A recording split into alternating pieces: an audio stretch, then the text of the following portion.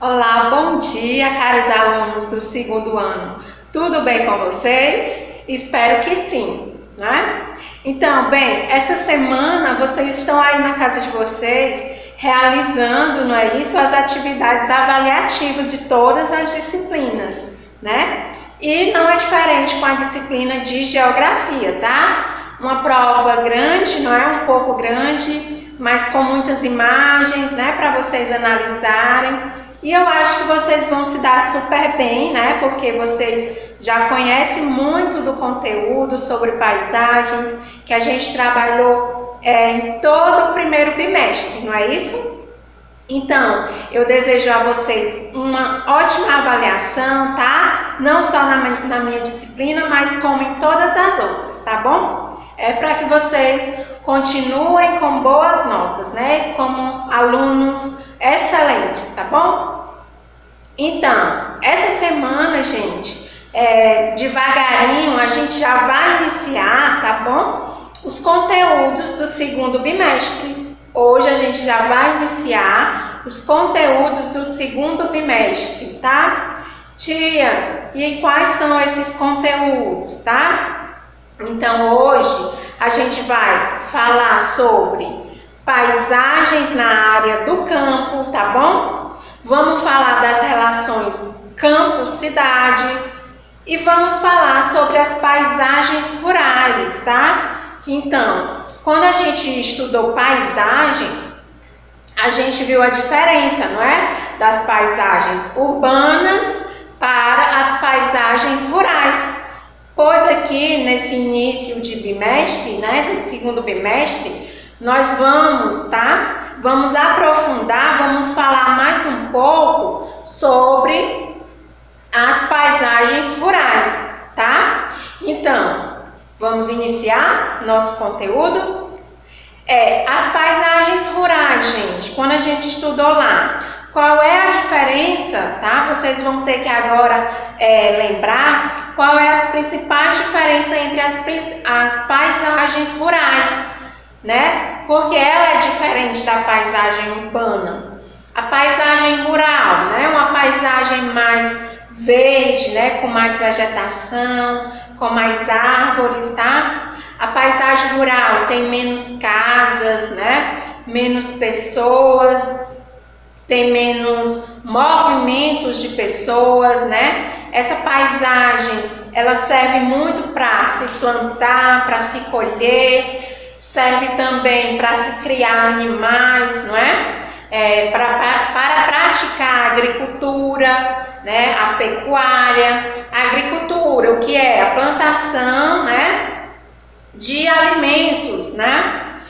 Lembram lá quando as pessoas que moram no interior dizem assim, já está na época de fazer a roça, né? Quando começa a chover. Então está na época de fazer a plantação. Vamos plantar milho, plantar feijão, não é isso? Plantar mandioca, plantar vários tipos de vegetação, né? De plantas, para que mais à frente eles possam colher, não é isso? Porque a gente precisa sobreviver, como a gente já sabe, né?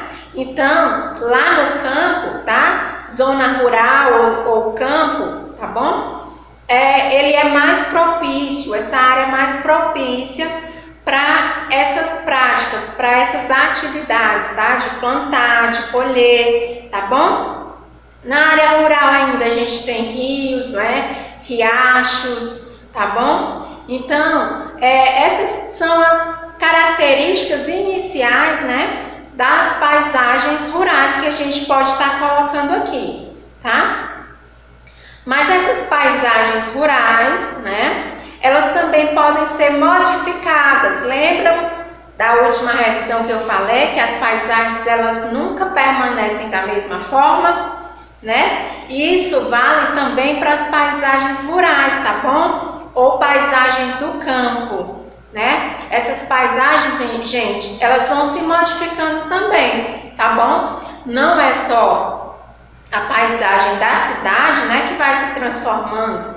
A do campo também vai se transformando, né? Vamos pegar, por exemplo, quando um avô da gente mora no interior, né? E ele diz assim, já está próximo das chuvas, já está começando a chover, então aquela área que eu costumo plantar já está cheia de mato, né? Já está cheia de mato, então eu tenho que roçar aquela área, eu tenho que tirar aqueles capins dali para eu poder plantar, não é? Então, essa paisagem vai ou não vai ser transformada, né? O que é que vocês acham? Essa pequena área, né, que, por exemplo, o meu avô quer plantar e ele tem que fazer a limpeza dessa área, vai ou não vai ser transformada? Pensem aí, né? O que é que vocês acham? Ela vai sim, gente, ser transformada, tá? Então, uma paisagem ela é transformada, como vocês já sabem, quando alguém, né, interfere nela, né? Quando alguém está mexendo nela. Então, essa paisagem que eu estou dando exemplo também vai ser transformada, né? Por quê? Para atender a necessidade de alguém. Quem é esse alguém? O meu avô que disse que vai plantar, né? Que vai fazer uma roça naquele lugar. Então, ele está com necessidade de fazer essa plantação para que ele colha mais na frente. Colher o que, tia? Colher milho, colher mandioca, né? Colher feijão. Não é uma necessidade que ele tem, ele tem a necessidade de se alimentar. Então, se ele tem a necessidade de se alimentar, ele foi lá, né? E produziu, né? E plantou, e aí ele vai colher mais na frente, não é isso? Então, essas transformações que acontecem também na zona rural, no campo, né? Elas são resultados também das necessidades do homem do campo, tá bom? Depois, a gente tem que entender também que tanto a paisagem rural quanto a paisagem urbana, elas vão depender uma da outra, tá bom? Por que, tia, que a paisagem urbana vai depender da paisagem rural e a paisagem rural vai depender da paisagem urbana? Outro exemplo. Digamos que o meu avô plantou lá o milho dele e aí ele está precisando de dinheiro, né? Plantou, então ele, eu estou precisando de dinheiro para me comprar uma blusa nova para mim, uma camisa nova para mim, tá? O que é que ele vai fazer? O meu avô, eu estou dando um exemplo, tá bom? Ele vem aqui até a cidade, tá? E aí ele traz, por exemplo, 20 espigas de milho, né? 20 espigas de milho e aí ele vai vender, né? 3 espigas de milho por R$5, por exemplo. Ali ele vai faturar, né? Vai ganhar o dinheiro dele, não é isso? Então, por exemplo, ele vendeu as espigas de milho dele, ganhou o dinheiro, né? E agora ele vai comprar a camisa dele. Então, quando a gente diz que as pessoas, tá, que moram na zona rural dependem da zona urbana e a da zona urbana dependem da zona rural, é justamente essa troca, né? O meu avô veio até aqui a cidade, na zona urbana, para vender os milhos que ele produziu lá na zona rural para poder comprar uma camisa. Então, ele vai ou não vai estar ajudando o comércio aqui na cidade? Vai sim, né? Ele vai estar ajudando no comércio. Por exemplo, ele comprou a camisa dele e ainda sobrou um dinheirinho. Aí ele se lembrou que na casa dele estava faltando feijão, estava faltando óleo, estava faltando uma carne, né? Então, ele vai lá no comércio, né, do seu fulano e compra a carne dele, né? Ou compra o óleo que ele está precisando. Então, o comércio do seu Zé, por exemplo, o comércio do seu Zé está faturando com a compra do meu avô? Está sim, tá? Então, gente, por isso que a gente diz que a zona urbana depende da zona rural, tá? Outro exemplo, eu tenho uma prima que mora no interior, que mora na zona rural. Ela precisa vir estudar aqui na zona urbana, não é? Então, ela vem até a zona urbana estudar, e aí quando ela aprende aqui na zona urbana, ela vai levar o conhecimento que ela aprendeu para a zona rural, tá? É outro exemplo. Então, nós somos dependentes, tá, da zona urbana, nós somos dependentes da zona rural, né? Nós que moramos aqui no ambiente urbano, e as pessoas que moram na zona rural são dependentes, tá, do ambiente urbano, da zona urbana, tá? Por quê? Porque vai se trocar, vai fazer uma troca, não é? Não é uma troca? Meu avô trouxe os milhos da zona rural para cá, para o pessoal daqui da zona urbana comprar, e ele levou daqui o quê? O que foi que meu avô levou mesmo? Levou uma camisa, não é? Uma camisa nova. Ele foi lá no supermercado, comprou arroz, comprou um óleo, comprou feijão, foi lá no açougue, foi comprar carne, né? Então ele levou da zona urbana para a zona rural. Então, gente, houve aí uma troca, tá bom? Uma troca de serviço entre essas duas zonas, tá bom? Eu acho que deu para vocês entenderem aí, né? Então, do campo, gente, a gente vai obter, tá? Vocês acompanham aí no livro de vocês, na página 227, tá bom?